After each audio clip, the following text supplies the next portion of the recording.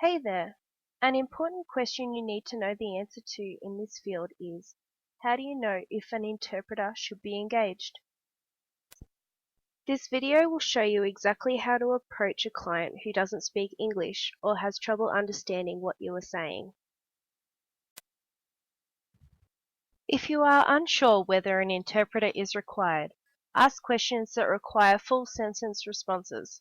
For example, how did you get here today? Avoid questions that can be answered with a yes or no response. Never assume someone needs an interpreter, as you will often find majority of the Australian Multicultural Society are fluent in English. But since people who speak languages other than English form about 25% of the community, you are bound to come across people whose English is limited. Always seek clarification for statements that seem irrelevant or unclear.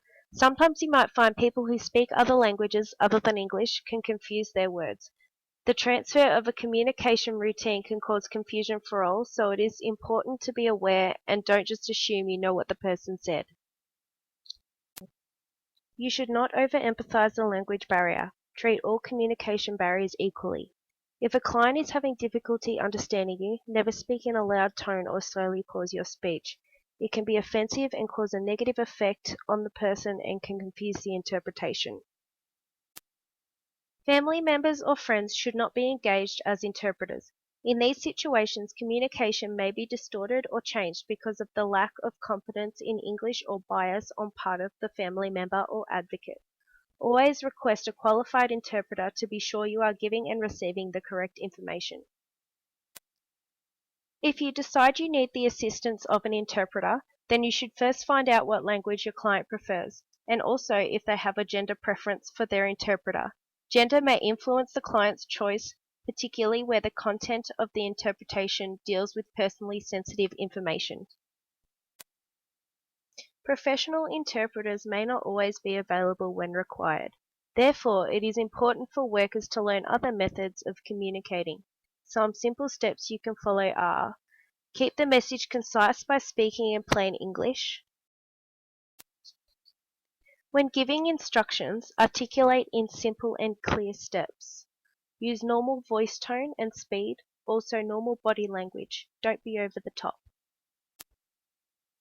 Check if the client understands by asking them to repeat the key points in their own words. Provide simple written information as backup for clients, and avoid using foreigner talk, broken English, complex questions, jargon, and expressions that may cause confusion. There are three main ways of providing interpreting services: on-site or face-to-face, telephone, and video conferencing. On-site interpreters attend in person and should be engaged when complex, legally binding, or lengthy matters need to be discussed. Telephone interpreting is useful in emergency situations when immediate assistance is required. Video conferencing allows remote access to an interpreter through video. It enables face-to-face communication and offers more advantages than telephone interpreting. Using an interpreter, it is still important to speak directly to your client, remain eye contact, and use first-person speaking. For example, say, "What time did you arrive today?"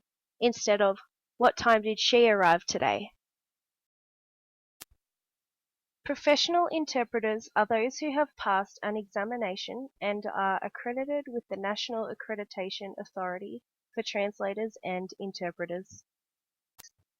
It is your responsibility to ensure that clients receive the best service that meets their needs through the accurate information collection.